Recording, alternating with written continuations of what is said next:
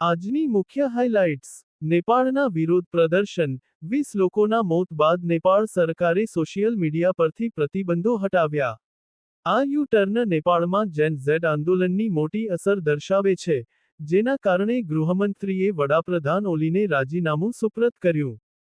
ફ્રાન્સમાં રાજકીય ઉથલપાથલ.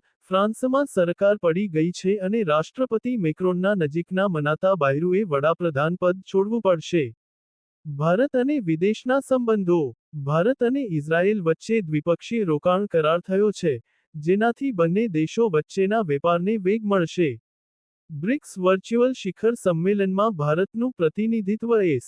જયશંકર કરશે, જ્યાં અમેરિકન આયાત શુલ્ક પર મહત્વની ચર્ચા થશે. બ્રાઝિલના રાષ્ટ્રપતિએ ભારતનો ઉલ્લેખ કરીને કહ્યું કે બ્રિક્સ દેશોએ વધુ નજીક આવવું પડશે. ભારત ઓછા ડિસ્કાઉન્ટ પર પણ રશિયા પાસેથી તેલ ખરીદશે.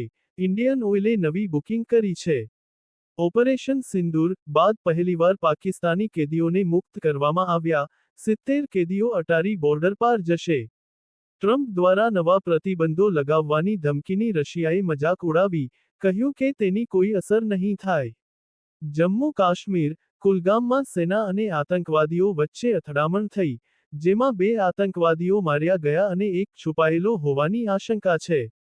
બિહાર. બિહારના એસઆઈઆર પર વિવાદ સર્જાયો છે, જેમાં ચૂંટણી પંચના નિર્ણયને સુપ્રીમ કોર્ટમાં પડકારવામાં આવ્યો છે, જેની સુનાવણી આજે થશે.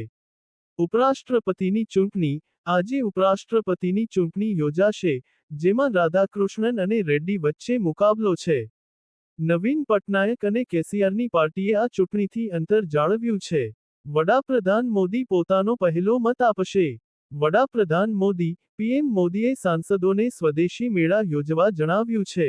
સાંસદોની વર્કશોપમાં તેમણે કહ્યું કે વેપારીઓને જીએસટી સુધારાઓ વિશે માહિતી આપવી જોઈએ.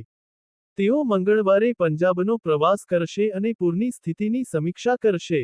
બલુચિસ્તાનમાં સેનાના અત્યાચારો સામે લોકોનો રોષ ફાટી નીકળ્યો છે અને હુમલા બાદ જનતામાં ગુસ્સો ભડક્યો છે. રિપોર્ટ. દરકાસ મોખા. અમદાવાદ દસ્તક ન્યૂઝ 24.